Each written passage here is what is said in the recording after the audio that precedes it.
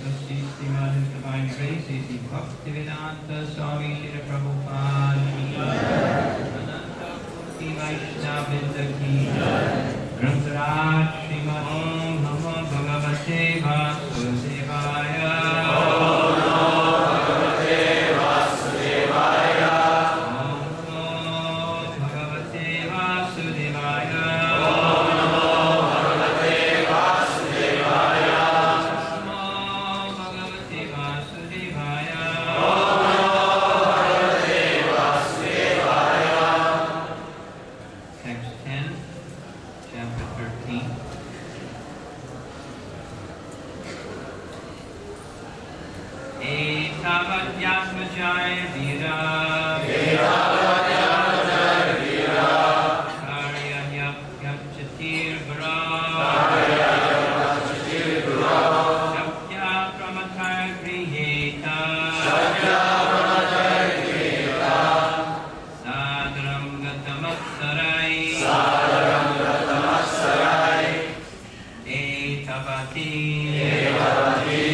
Just exactly like this.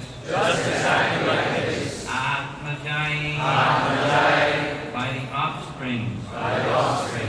Vira. Oh hero. Karya. Should be performed. He. Certainly. Apachatihi.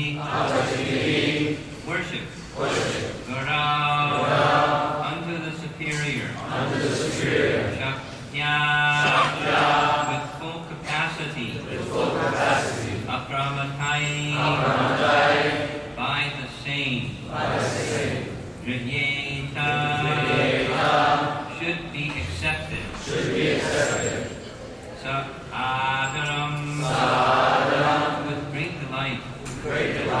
Gata matsarai. By those who are beyond the limit of envy. Translation. O hero, your example is quite befitting a son in relationship with his father. This sort of adoration for the superior is required.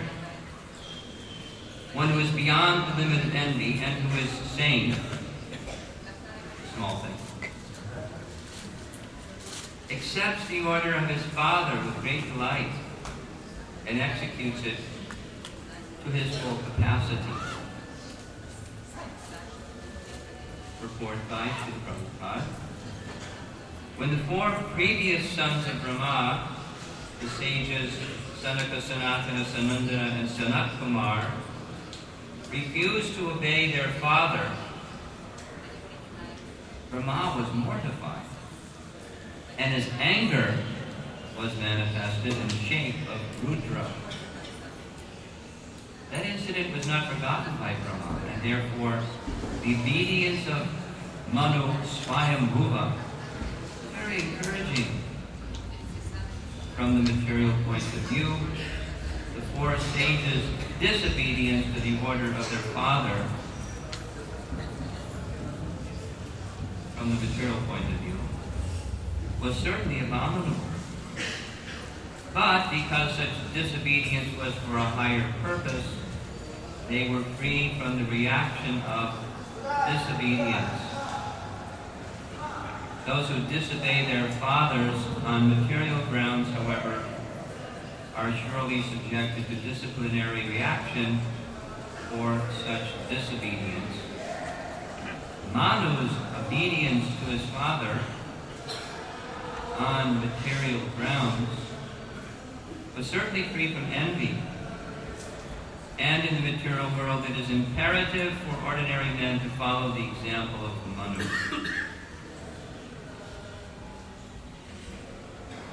So, text 10 again. Etavat yatmajayar dira karya yapachatir gurau shakya pramataya griyeta sadaram jatamatsarai. Oh, hero. Your example is quite befitting a son in relationship with his father. This sort of adoration for the superior is required. one who is beyond the limit of envy, and who is sane, accepts the order of his father with great delight, and executes it to his full capacity.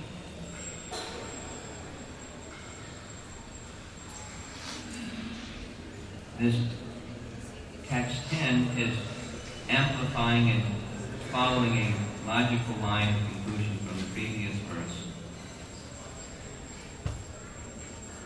Second line of what Brahma is saying to refer to the previous verse. Lord Brahma said, "My dear son,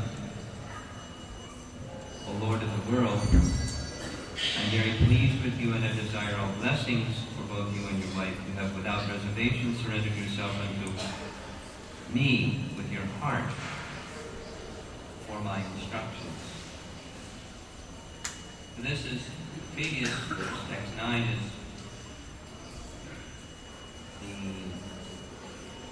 Brahma's pinpointing why he is satisfied with Manu.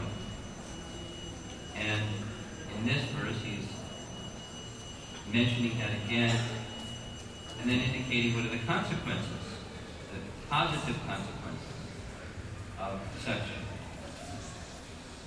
pleasing behavior.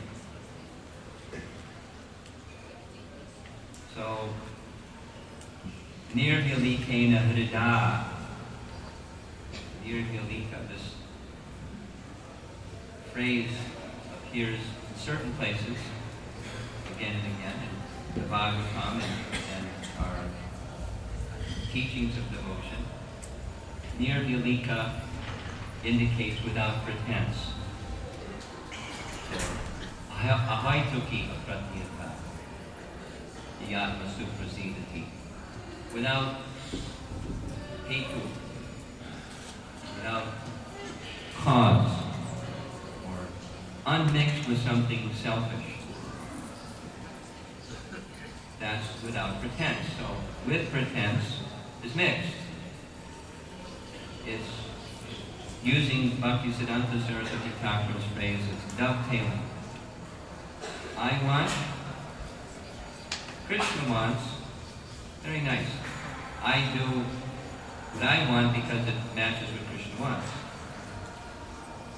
Dovetail. And nirvilika is Krishna wants. And that determines what I want. Distinction is clear?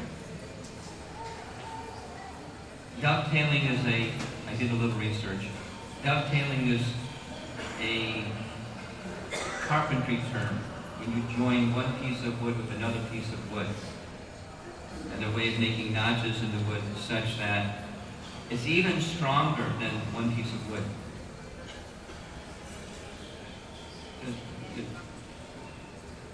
There may be other uses, but that's one use, a carpentry term.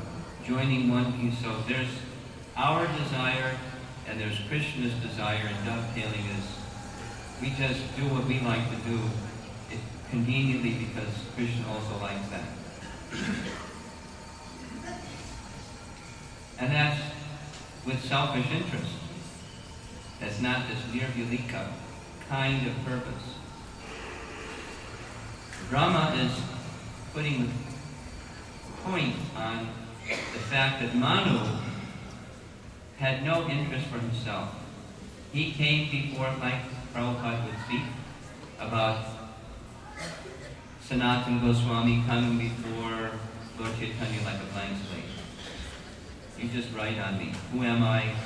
What's my purpose? And that becomes my purpose. And who am I? Just tell me, who am I? I'm ready. We'll do it one more time. The other is, I've got my idea, and let's hear what your idea is. And those things that match up with my idea with your idea, then I dovetail my idea with your idea, and that's devotional service. That's mixed devotional service.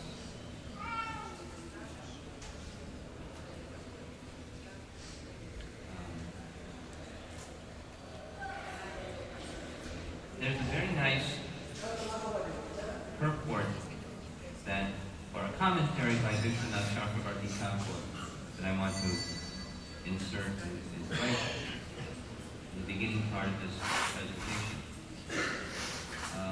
It comes from the 10th Canto, chapter 87, very long chapter of the Bhagavatam, prayers by the personified Vedas. In this purport,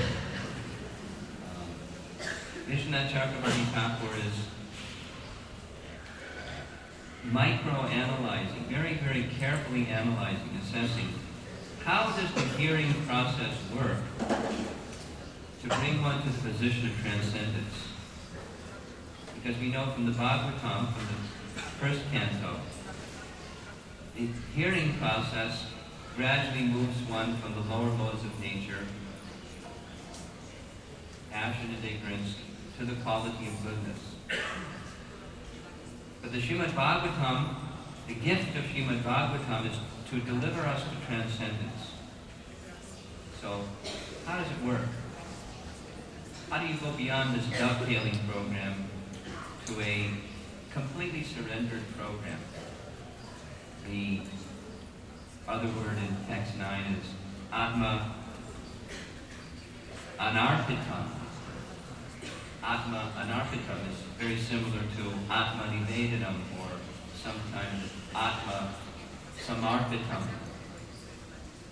Full surrender.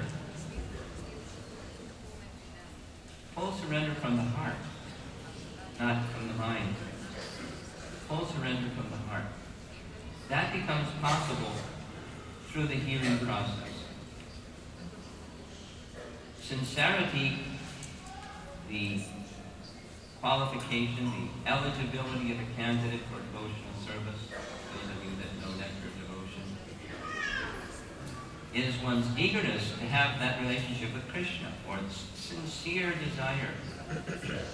Remember Sahotra, we're getting this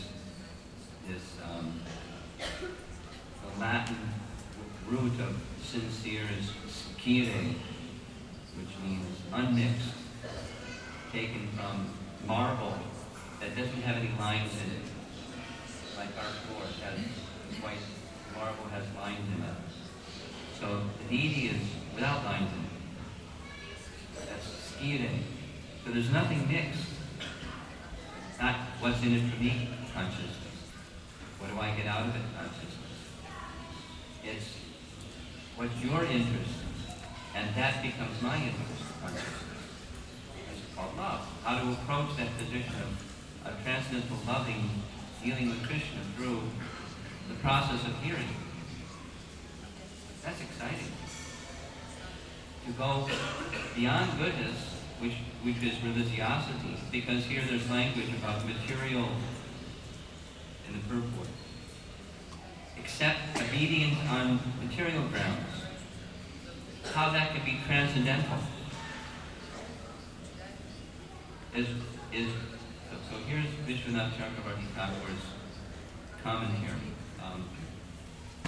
The frame of it is that chapter 87 of the 10th Canto is Maharaj Parikshit asking a very significant question. He's saying to Shukadeva Goswami, I've heard all the 9 cantos, I've heard the whole 10th canto.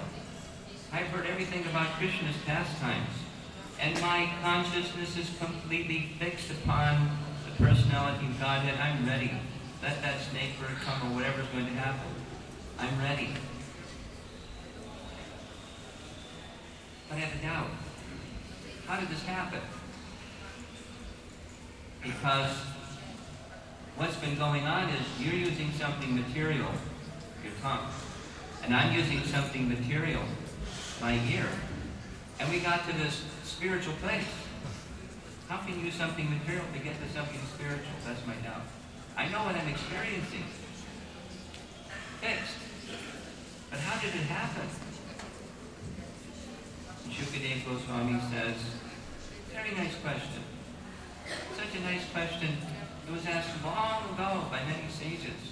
And when those sages were discussing, they were saying, oh, this is such a nice question. It was discussed long ago. Meaning it's a classic question. And the four Kumaras were discussing with the personified Vedas this very question. And then the topic is the longest chapter in the 10th canto of Srimad Bhagavatam. It's a deep subject.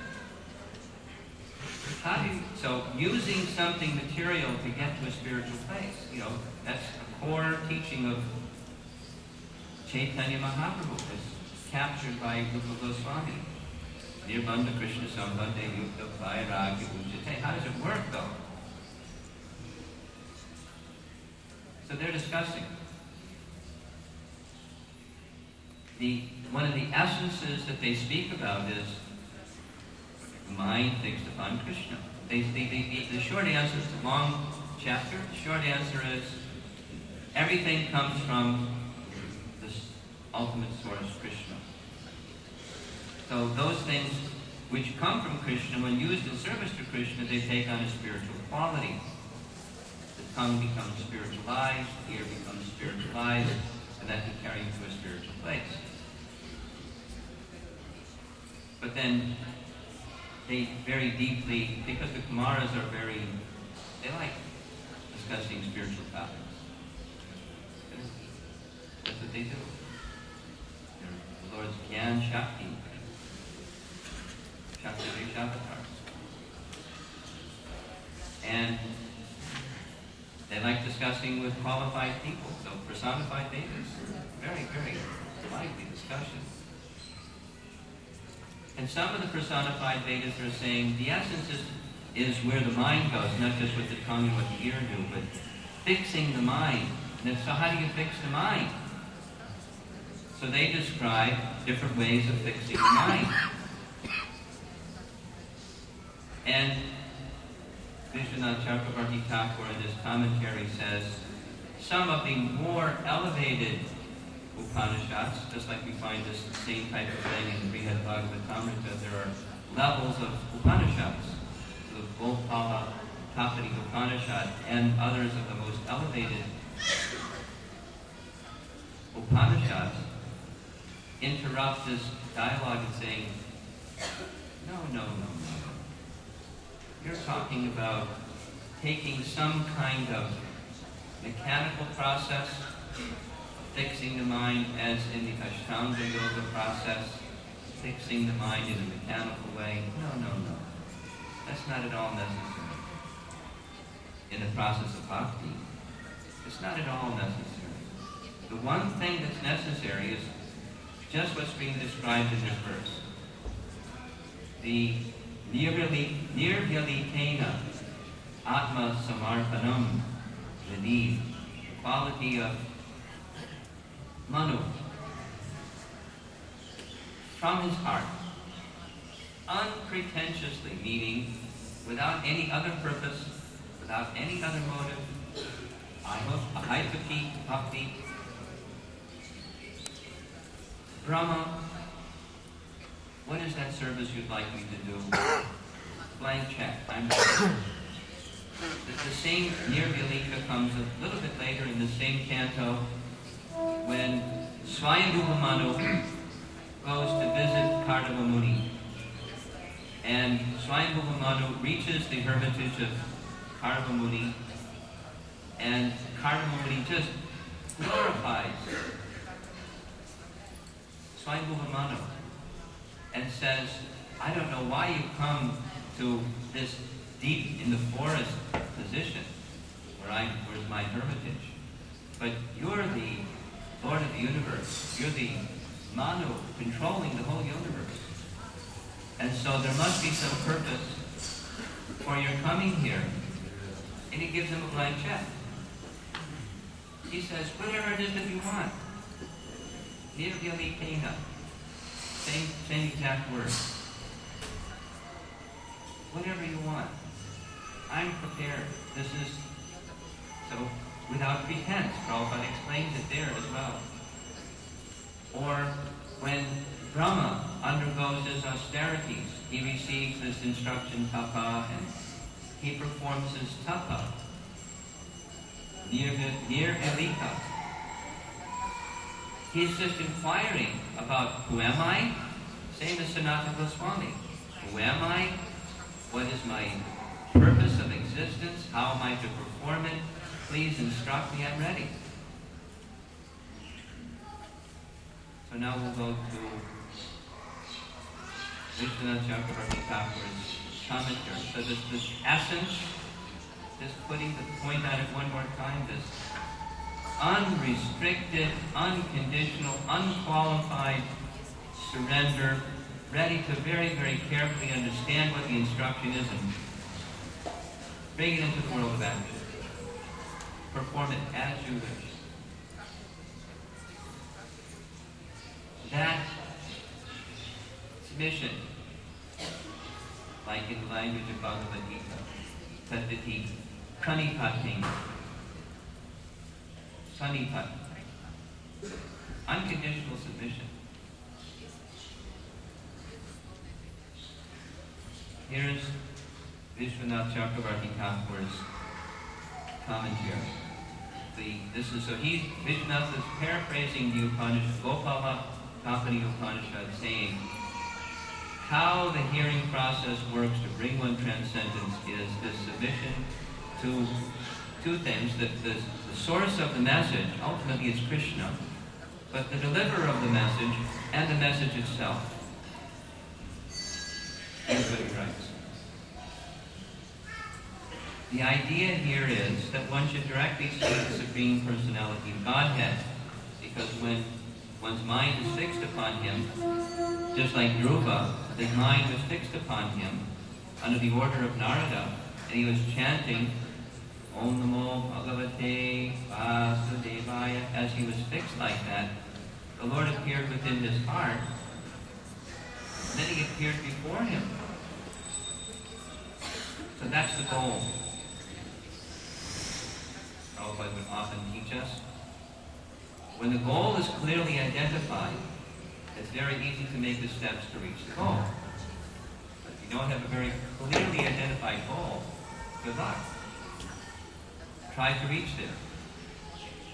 Where is there? Oh, life is a search. Life is a journey. Sometimes people would speak like this with Prabhupada. Sometimes we hear it too.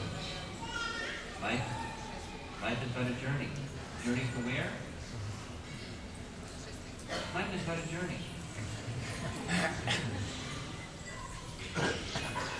Like Professor Stahl, in his argument that the essence of the Vedas is yajna, and asked the question, yajna unto whom? And the answer is, no unto whom. Yajna.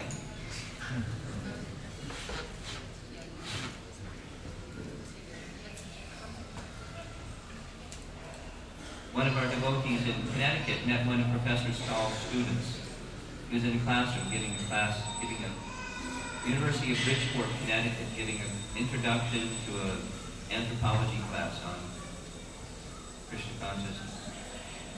There was one of his students in the classroom, and the devotee didn't put the diacritics under Krishna's name, so after class was over, this very strong, proud man went up and put the diacritics under Krishna's name. And the devotee couldn't understand, he knows Sanskrit. And then he said, why are you telling people the essence of the Vedas is to know Krishna? The essence of the Vedas is yajna. And the devotee said, that's very nice. Yes, Krishna speaks about yajna in Bhagavad Gita, but yajna unto whom? And the answer was, not unto whom.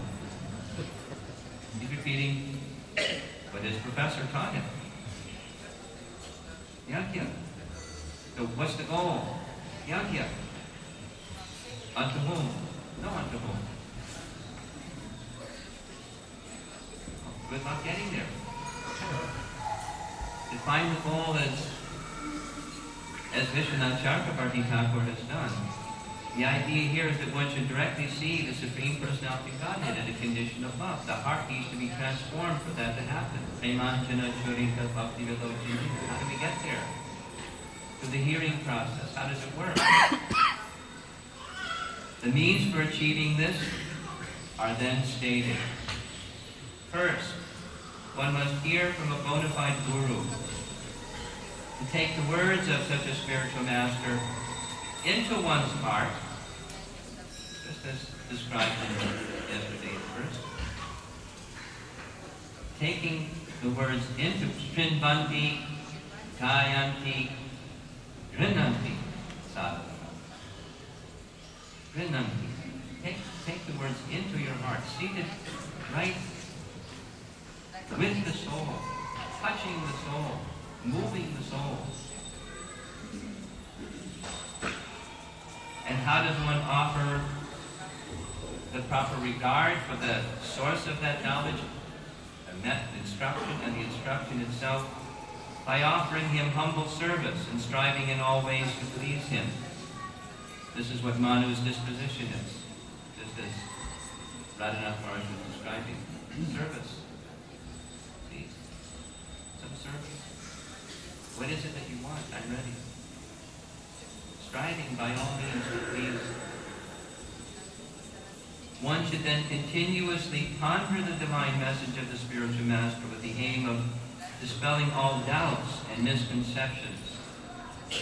This is where the listening from the mind instead of from the heart doesn't take us to the position of transcendence, because the mind has so many filters. We have our conceptions of life, and they're not spiritual because we're conditioned souls. So we hear according to our conceptions. And what goes in is what matches our conception, just like Polaroid lenses. What doesn't go in is certain, types of light don't enter because there's filters that keep them. There's light, but you don't get the full light with filters. And our conceptions, material conceptions of life, act in that way. We accept, we hear what we want to hear. And we don't hear what we don't want to hear. And even that which we hear is how we want to hear it. And then we go on with emotional service. But that's mixed. So what's the instruction of Vishwanath Chakravarti Thakur is, same as Prabhupada's instruction, we should consider very carefully from different angles of vision. What is this instruction that I've received? What is it that our founder Acharya wants? And part of coming together in Sangha, like we do here in Mayapur, is to see, as other devotees or other sadhus are seeing, the instructions. So the operative thing from our side is the desire to connect with that instruction. We want to make sure we know what the instruction is. Because over on this side is the desire to do it, whatever it is. And when that desire to serve and the attempt to very carefully assimilate Rinanti, and bring it within the core of the heart, what Vishwanath Chakravarti Thakur describes is then the contaminations of heart, the coverings of the soul, are removed. And when the coverings of the soul are removed, then one can, with fixed concentration, stay. Here's what he says. Then one can proceed to meditate on Sri Krishna's lotus feet with total concentration and determination, which is what is being described here by Lord Brahma in the verse that we recited this morning. Etavat yatmajaya vira karya yapachatir guru. This is apachatir, is the disposition of wanting to, literally means worship. In the translation, Prabhupada has used adoration. It's the sense of gratitude, the sense of, I've received something very, very wonderful. And I don't even have the qualification to understand how wonderful it is. But there's trust. I trust Srila Prabhupada, the deliverer of this message, and those representing Srila Prabhupada, to give such a wonderful, wonderful gift. Now, with the desire to understand what that gift is and to bring it into the world of action, then this transformation of heart takes place, where these enemies of the conditioned soul, here's one of them, pramata, state of madness. So it's apramata, or sane. Then there's insane. So we have our common sense of what sane and insane is, but the Vedic sense of sane and insane is just like the instructions from Rishite. Nunam pramata kurute vikarma. The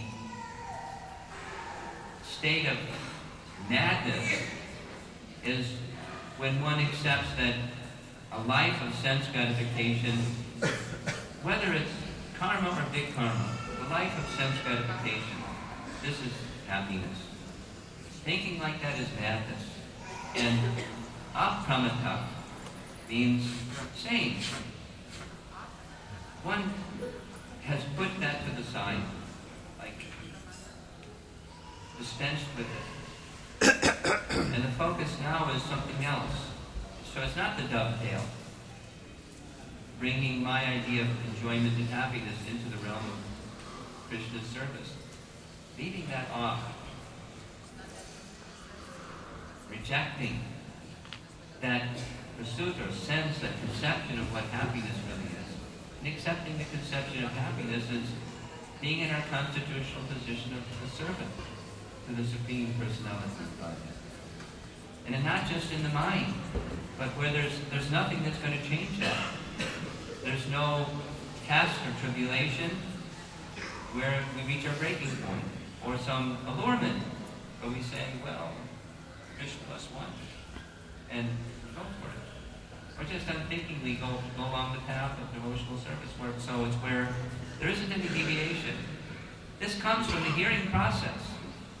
So we're getting an opportunity again and again and again through the Bhagavatam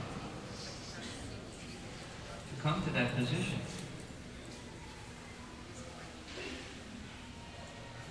And Gata Matsarai. Gata Matsarai is those who are beyond the limit of envy. So the situation is, there's the son and the father. Or Prabhupada is transforming this by his use of language to the subordinate and the superior. So we have so many superiors. In fact, we're being trained to see everyone as our superiors and to address them as Prabhu. So how to have proper regard in the heart towards so many other persons who we see as our Prabhu. And what one was beyond the limit of envy.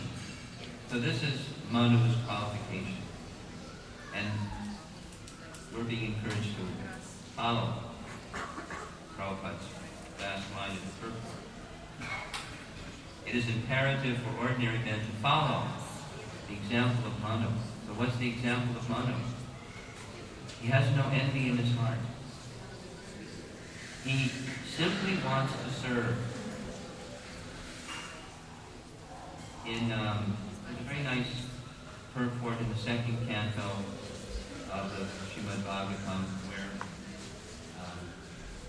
Srila Prabhupada is borrowing from Jiva Goswami's Bhakti Sandarbha, and he's describing how the process of hearing and chanting the holy name acts. Same point, to bring one to transcendence. So Jiva Goswami is detailing different levels of devotees.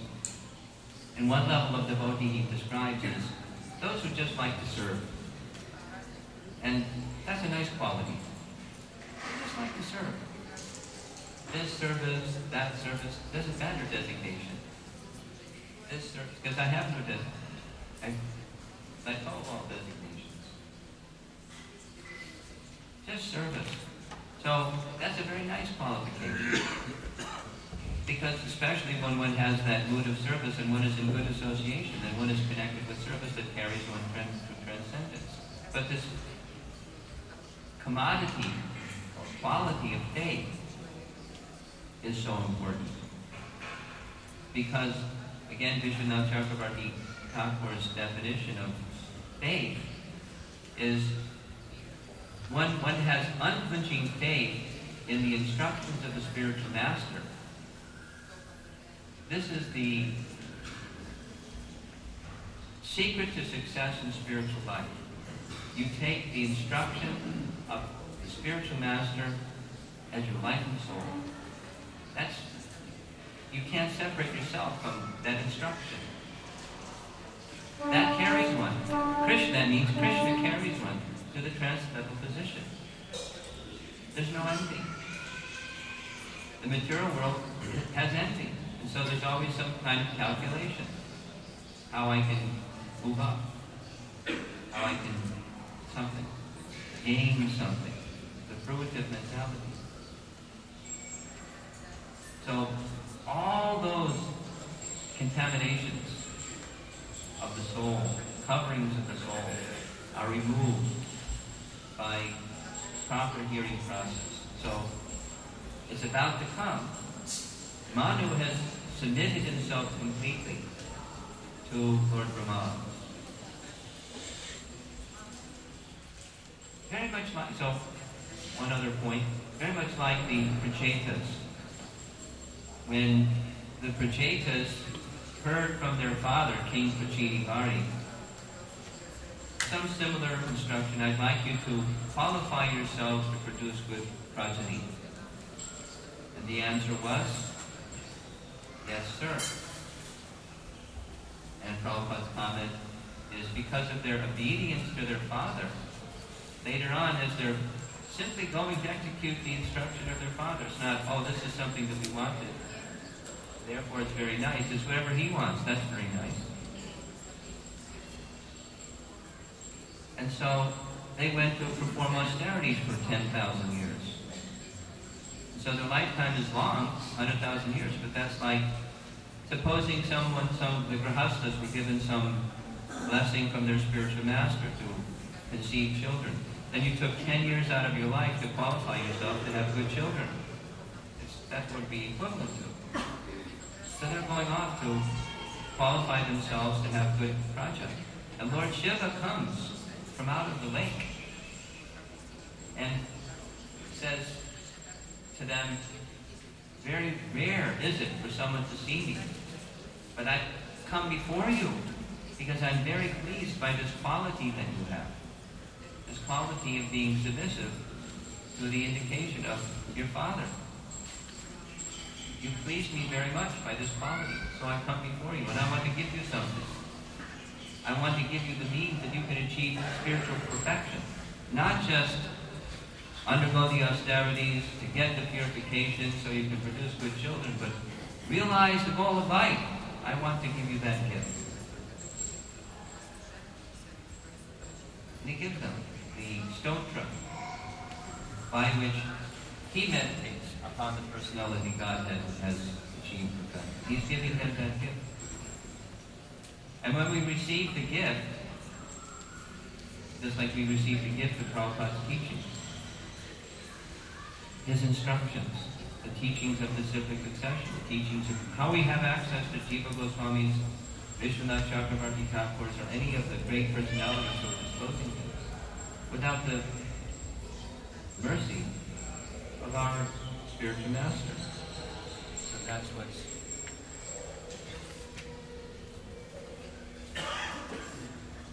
Apachatir Garau.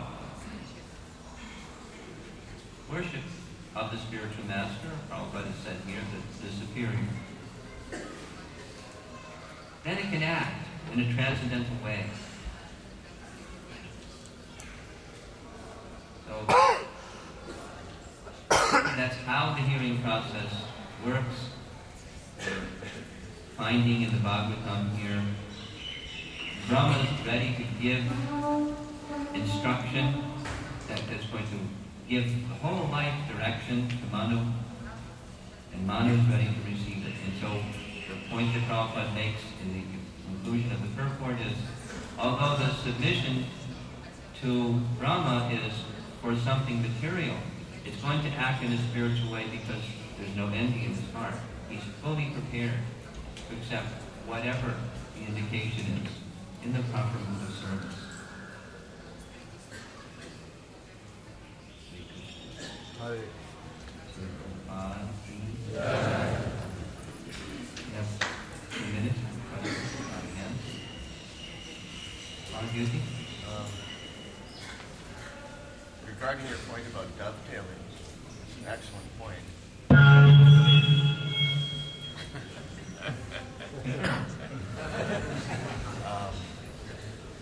I'm just wondering, where does that put verse 927 in the Bhagavad Gita?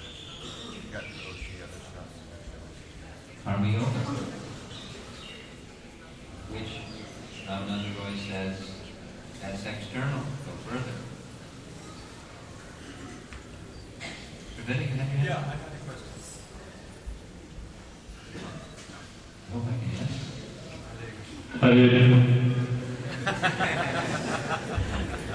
Sorry. We see this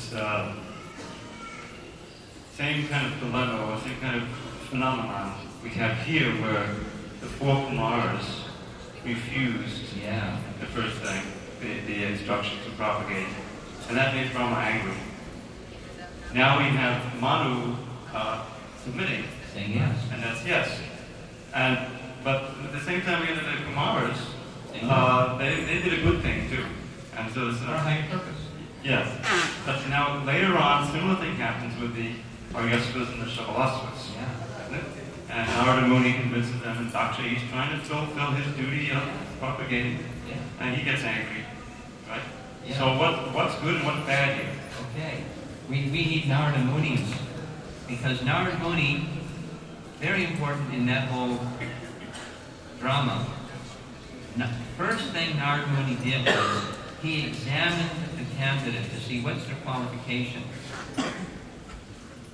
Daksha just had a desire. He wanted them to help him with his desire. Narada wanted to examine their qualification. When he saw what their qualification was, he gave them the appropriate service to Krishna, position of service to Krishna. Both times. Did the same thing with Dhruva. He examined Dhruva. It's something that a qualified follower of Narada, a preacher of Krishna Consciousness, needs to do. We need to examine quality before giving some instruction. That's a responsibility that an instructor has. But didn't the drama not examine the four Kumaras to see they would have been? That's a nice point. Yeah. Nice point. How do I answer that question? You want to answer that question? No. Brahma had his purpose. What's the question? We want another question. Well, the question was, did Brahma not examine the four Kumaras? And someone over here is saying, well, Brahma had a purpose. Ramai Swami is saying, Brahma had a purpose. He had his service to fulfill to Krishna. Okay. So he was engaging as he was instructed by Krishna. Brahma was To engaging Brahma, that was the the topmost. Kumaras according to the instruction he had gotten from Lord Vishnu. And the Kumaras said no. Bhagavananda Swami. Lively discussion. I think even if you do,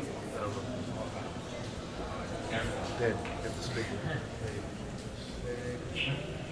even if you do examine your subordinates, that there is a realm, your intelligence doesn't really go beyond that. So sometimes you have to take a chance, and then you learn by experience. Okay. That's us. Then there's Brahma, there's Narada, other qualified people. Well, I guess the Bhagavatam shows us that even Lord Brahma has his limits. Thank you very much. Let's shoot a set up. Then Mama Judy from that time.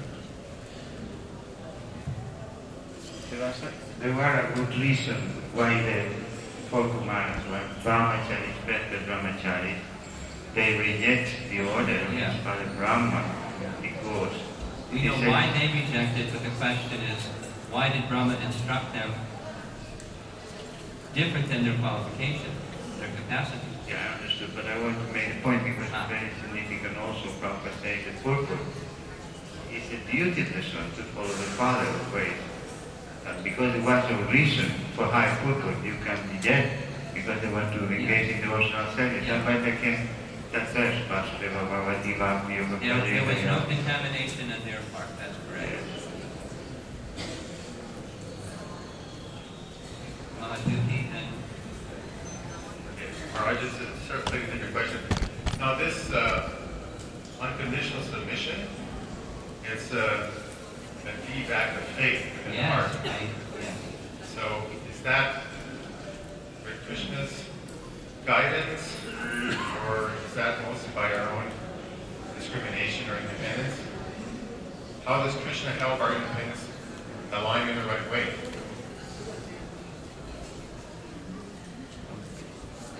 The Krishna helps those who are sincere, and that's the faith of the sincere.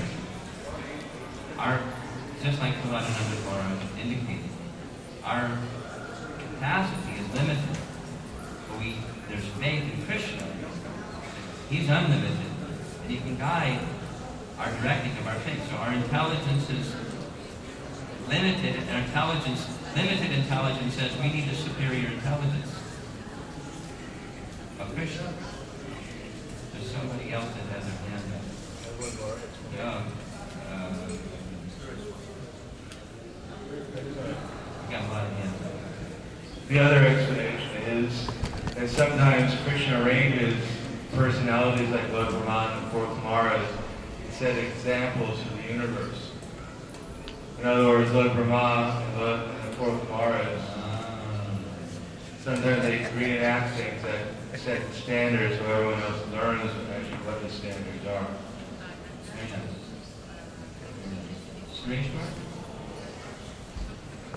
Thank you, Mark. I always appreciate your very deliberate delivery.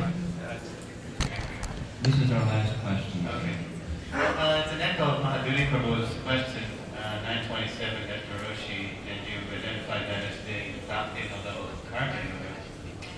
In the last chapter, Krishna also appears to be advocating dovetailing when he says, now hear from me how every man can become perfect by following his qualities of work. And then the next verse, by worshiping the Lord who is all pervading and was the source of all beings, man can, in the performance of his own duty, attain perfection. Sure. And then finally, 1866, of course, Sarvadharma. So my question is, when is dovetailing progressive and when is it hindrance? I'll give a short answer. Okay. When we know what the goal is, or when we're guided by Rupa Goswami and his teachings, when we're Rupanugas, then it's progressive. Brahma Samhita text 61 discusses this point. Brahma also has a desire. He wants to create a universe. And he asks Lord Vishnu, is this going to interfere with my service to you? And the answer is no. Provided that is connected properly with the hearing and chanting process. That is, you're clear, you maintain a fixed concentration upon the goal. And it's not an interference. It acts, the purport of Bhaktisiddhanta says, it acts to be as purifying as the direct 9 processes of devotional service. That's provided that. Thank you very much. Srila Prabhupada.